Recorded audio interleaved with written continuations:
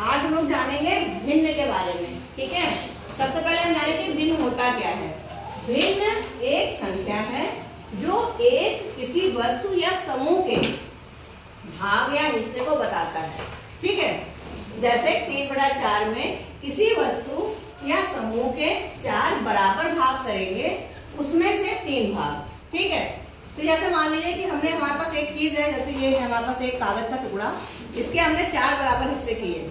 ठीक है, इसमें से ये एक भाग हटा देंगे, उसके अलावा बाकी ये 3 भाग। ठीक है, तो इसको हम क्या करेंगे, इसको हमने छुपा लिया यहाँ से, तो जो ये 3 हिस्से आप देख रहे हो ये कहलाता है 3/4। बात समझ में आ गई। इसी कागज के अगर हम इस तरह से हिस्से करें, देखो कागज ये बराबर है, एक ही चीज ये भी है और एक ही चीज ये भी है, लेकिन इसको हमने हिस्से करे 4 बराबर इस तरह से, तो ये चीज भी सही है और ये चीज भी सही है। ठीक है, ये भी बराबर है, ये भी बराबर है, भाग बराबर होने चाहिए, ये ध्यान रखना है। उसमें से 4 हिस्से में से जब हम कहेंगे कि 3/4, तो ये एक हिस्सा हम बंद कर देंगे, तो इतना हिस्सा मिला के हमारा 3/4 हो जाएगा। सबको समझ में आ रहा है।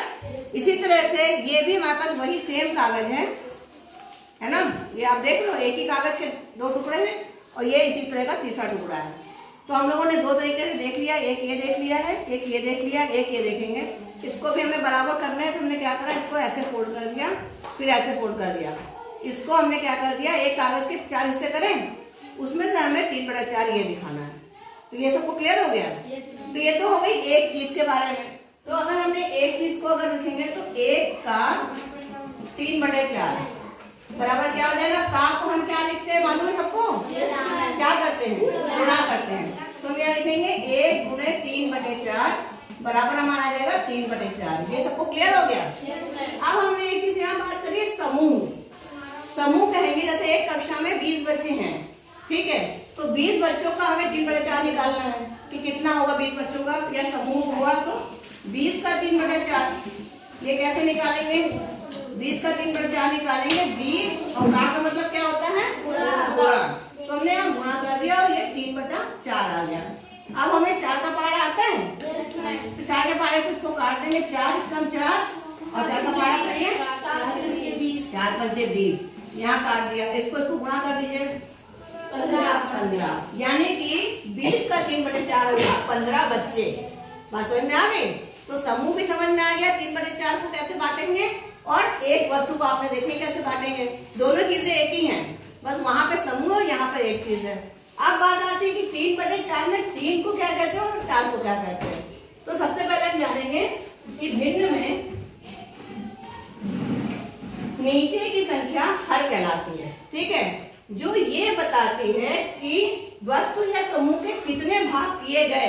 अभी हमने क्या किया था, हमने एक चीज दी थी, उसको हमने क्या करा था, 4 हिस्से करे थे, क्योंकि यहाँ लिखा था नीचे 4।